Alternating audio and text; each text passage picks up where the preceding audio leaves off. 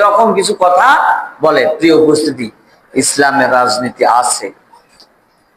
স্বাধীনতার 53-54 বছর অনেক শাসক আমরা দেখেছি, দেখি নাই? রাজনীতিবিদ দেখি নাই? যেমন মনে করেন যে বঙ্গবন্ধু শেখ মুজিবুর রহমান, তিনিও একজন রাজনীতিবিদ ছিলেন, কি ছিলেন না? তারপর জিয়াউর রহমান, তিনি একজন রাজনীতিবিদ ছিলেন। তারপর এরশাদ হোসেন, তিনিও একজন রাজনীতিবিদ ছিলেন। বেগম খালেদা জিয়া, তিনিও একজন রাজনীতিবিদ ছিলেন। তারপর শেখ হাসিনা, তিনিও একজন রাজনীতিবিদ ছিলেন। কথা বলেন ঠিক কিনা? কিন্তু তেনারা যে রাজনীতিবিদ ছিলেন, তেনাদের কি শরীরের মধ্যে লেখা আছে যে তেনারা রাজনীতিবিদ? কথা বলতে হবে, আছে কি? নাই। কেন আমরা রাজনীতিবিদ বলবো? কারণ তারা রাষ্ট্র পরিচালনা করেছেন। করছেন কি করেন নাই? তারা রাষ্ট্র পরিচালনা করার কারণে তারা হচ্ছে রাজনীতিবিদ। আর আখিরি পয়গম্বর বিশ্বনবী জনাব রাসূলুল্লাহ সাল্লাল্লাহু আলাইহি ওয়াসাল্লাম, তিনিও 10টি বছর মদিনাতুল মুনাওয়ারায় ইসলামী রাষ্ট্র পরিচালনা করেছেন। কথা বলেন ঠিক কিনা? তাহলে তিনি রাজনীতিবিদ না? বিশ্বনবী তিনি রাজনীতিবিদ না? তাহলে রাজনীতিবিদ যদি না হতো তাহলে কোরআনে আসতো, হাদিসে আসতো যে কোরআনে রাজনীতি নাই। তিনি একজন রাজনীতিবিদ। প্রিয় উপস্থিতি, তিনি একজন রাজনীতিবিদ। হাদিস শরীফে এসেছে, যে ব্যক্তিটি ইসলাম দিন কায়েম থেকে, যে ব্যক্তিটি ইসলাম দিন কায়েম থেকে দূরে সরে গেল, ওই ব্যক্তিটির ব্যাপারে আখিরি পয়গম্বর বিশ্বনবী বলেছেন, ওই ব্যক্তিটি তার গর্দান থেকে, তার গলা থেকে যেন ইসলামের রশিটা খুলে ফেললো। বলুন নাউজুবিল্লাহ। প্রিয় উপস্থিতি, যদি ইসলাম দিন কায়েমের কাতারে যদি আপনি না থাকেন মুসলমান, কাল হাসরের ময়দানে আল্লাহ পাক রব্বুল আলামিনের কাছে জবাবদিহি করতে হবে। কথা বলেন ঠিক কিনা? জবাবদিহি করতে হবে আপনাকে। কেন আপনি দিন কায়েমের উপর প্রতিষ্ঠিত ছিলেন না? কেন আপনি ইসলামের দাখিল ছিলেন না? প্রশ্ন করবে এবং উত্তর আমরা দিব সেই দিন। প্রিয় উপস্থিতি, আবার বলা আছে, আপনি একজন মুসলমান, আপনি একজন মুসলমান, কিন্তু আপনি একজনের পক্ষ নিলেন।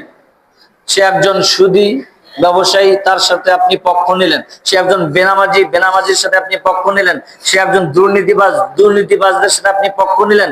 এই পক্ষ নেওয়ার কারণে, এই পক্ষে থাকার কারণে আপনার কবিরা গুনাহ হতেই থাকবে, হতেই থাকবে। চিৎকার মেরে বলুন নাউজুবিল্লাহ। প্রিয় উপস্থিতি, তাহলে ক্ষমতার রাজনীতির প্রয়োজন আছে। এজন্য আছে ইসলামের প্রথম খলিফা হযরত আবু বকর সিদ্দিক, সাইয়্যিদনা হযরত আবু বকর সিদ্দিক রাদিয়াল্লাহু তাআলা আনহু, তেনার শাসন আমলে যখন কিছু সংখ্যক লোক যাকাতকে অস্বীকার করলো, তদানীন্তন সময় ছিল ইসলামী রাষ্ট্র, যাকাতকে অস্বীকার করার কারণে তিনি যুদ্ধ ঘোষণা করলেন। বলুন না আল্লাহু আকবার। আখিরি পয়গম্বর বিশ্বনবী জনাব রাসূলুল্লাহ সাল্লাল্লাহু আলাইহি ওয়াসাল্লামের সাহাবা সাইয়্যিদনা হযরত আবু বকর সিদ্দিক রাদিয়াল্লাহু তাআলা আনহু, ইসলামের প্রথম খলিফা, সর্বপ্রথম তিনি যুদ্ধ ঘোষণা করলেন যাকাত অস্বীকার করার কারণে। কি অস্বীকার করার কারণে ভাই? যাকাত অস্বীকার করার কারণে।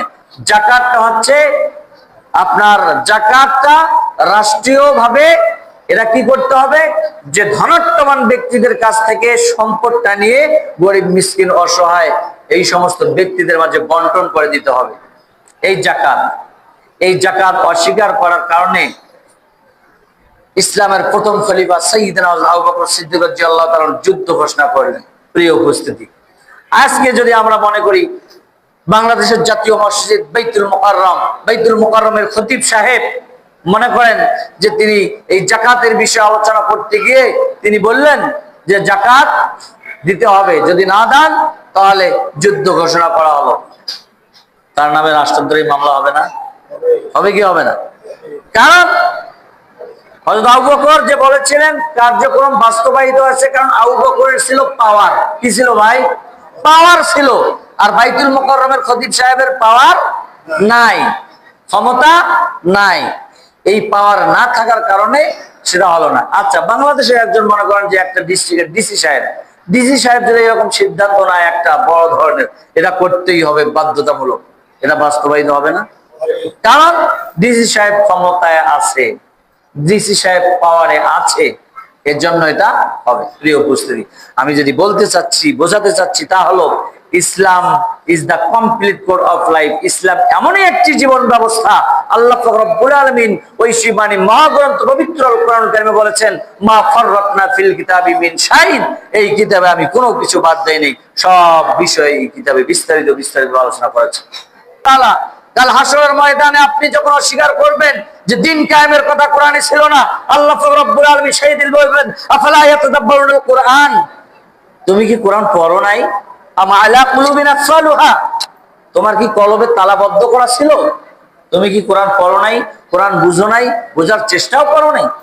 সম্মানীয় বন্ধুগণ, শুধু তাই নয়, সেই দিন আফসোস করতে থাকবে ওই সমস্ত ব্যক্তিরা। কি আফসোস করবে? হায় আফসোস, আমি যদি আমার রাসূলকে নেতা হিসেবে মানতাম, আমি যদি আল্লাহর আনুগত্য করতাম, তাহলে কতই না ভালো হতো। ইয়া ওয়াইলাতা, সেদিন আফসোস করতে থাকবে।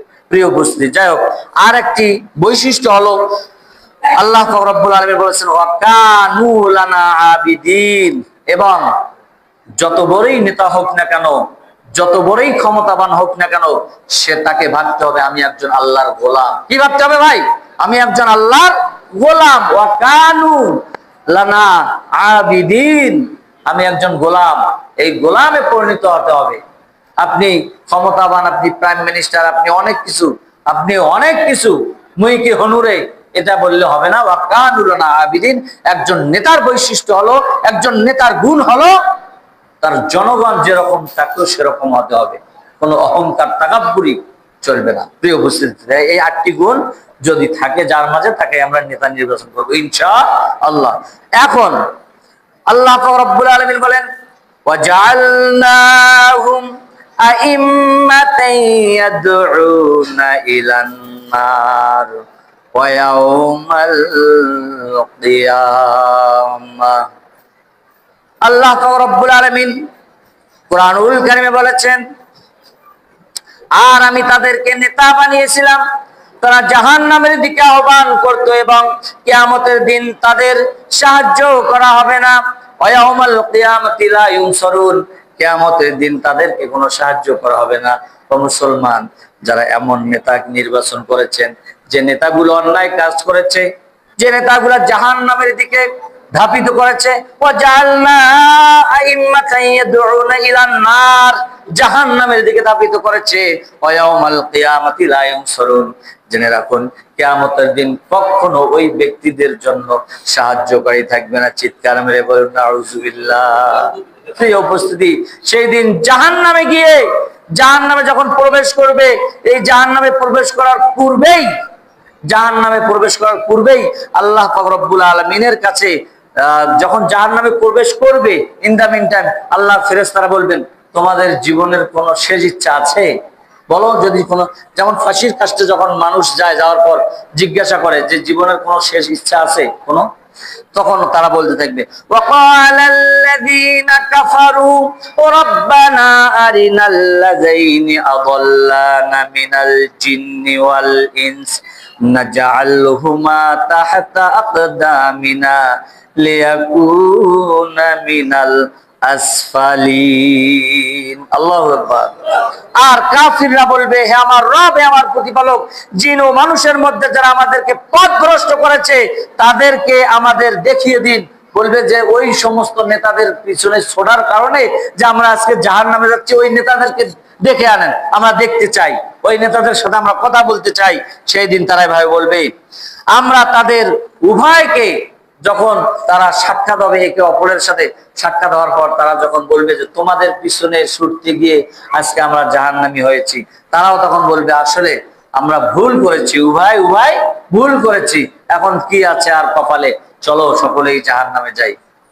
আবার একটা বর্ণনা আছে যে ওই সমস্ত নেতাদেরকে চিৎ করে শোয়াইবে, শোয়ানোর পর তাদের বুকের উপর পাড়া দিয়ে তারা জাহান্নামে যাবে। বলুন নাউজুবিল্লাহ।